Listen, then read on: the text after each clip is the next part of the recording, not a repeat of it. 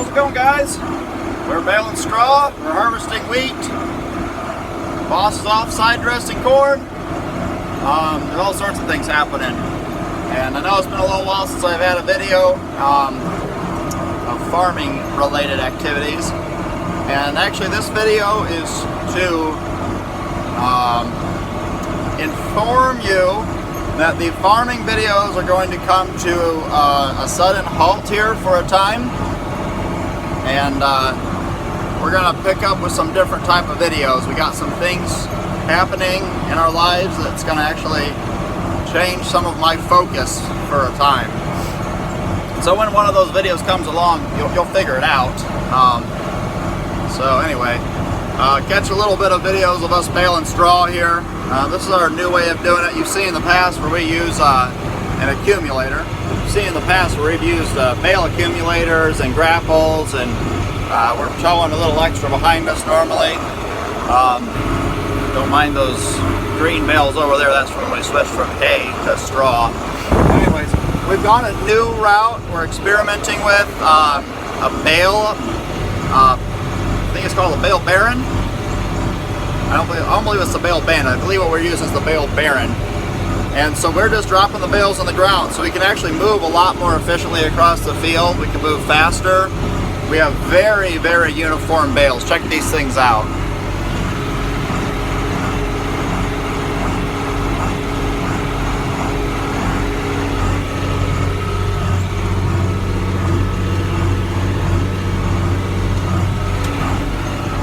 I mean, they are probably each bale is within an inch of the next one as far as length.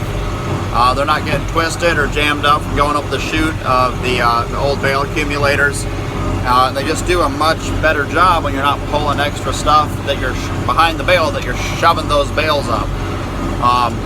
And the Bale Baron, then we have hooked behind a 4450 John Deere. It could be behind any tractor for that matter. And then it's a chase mobile. It just chases these bales right down the road, picks them up, puts them in groups of, I believe it's stacked three high and then 6 across, so 18 bales.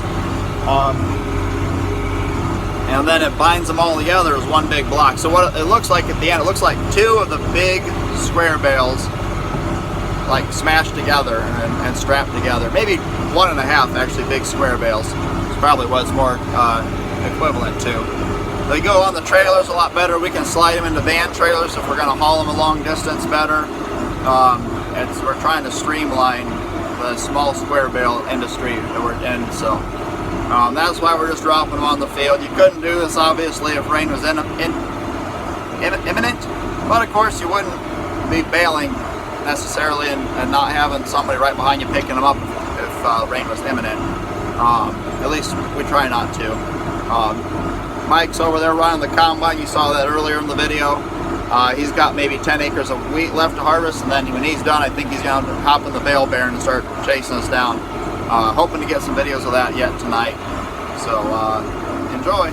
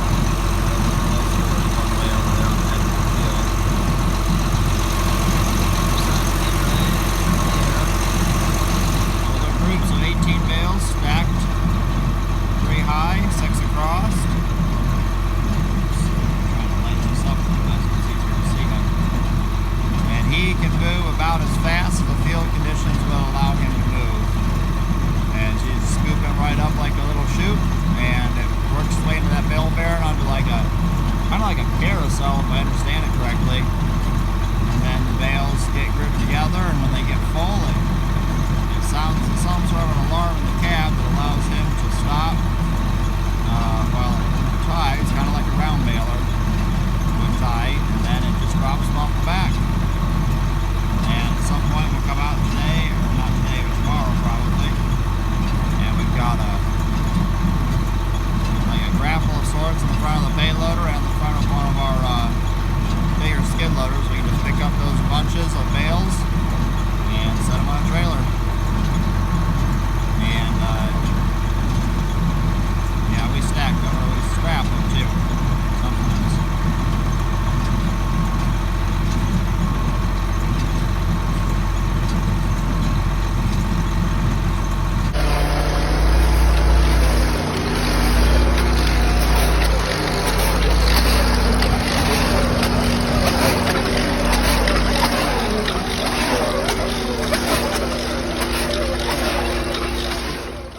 So I forgot to ever mention or talk about our 10-inch spacing wheat. We used to always plant in 7.5-inch rows. These are 10.5-inch rows. So it doesn't look that much different, but the stand in 10-inch rows, I mean, we've been impressed with every one of our fields. They're probably some of the nicest stands of wheat we've had in a long time. The weed pressure hasn't been too bad. The only weed pressure problems we had were in the very late planted fields of last fall. So to just reiterate, because I got a phone call during that last video, it cut me off, but just our latest or late planted wheat that was planted near the end of October, early November, had some weed problems, but that was more from the field conditions that it was getting planted into. Some of it was already experiencing some pretty intense weed pressure before we planted it. And, tillage was lacking, isn't the right word, but it left something to be desired of ripping out the weeds with our tillage. But that had nothing to do with the 10-inch spacing per se. It just was lack of good tillage. Late in the season, right before rain was coming, we just wanted to get it planted. And it's heavier ground too, so you know, the seed bank and heavier ground is always more difficult to deal with. So we're real happy with our 10-inch spacing on our wheat. This season, you know, this summer is the first we've harvested 10-inch row wheat, and I don't think we're going to change. I haven't gotten any the vomitoxin tests back yet. Haven't heard any of those tests yet, so I don't know what that's like, but I don't know if spacing would have so much to do with that. As just, you know, the type of year. We had a fairly warm, fairly dry spring, and really dry summer up until, well, just overnight. We got like 1.8 inches of rain, which was highly desired. So, anyways, we are coming to the end of my video. And again, just to reiterate, there will probably be no farming videos for a time, but there will be other videos coming up soon for you to experience and enjoy, and it'll kind of give you an idea of what we're going to be doing here. I guess what's taking my focus away from farming for a time. I just work there part-time. It's not my mainstay. I know I know they'll miss me. They've already said it, but I'll be back. Farming's in my blood, something I always do. But look for some new, different type of videos coming here in the future.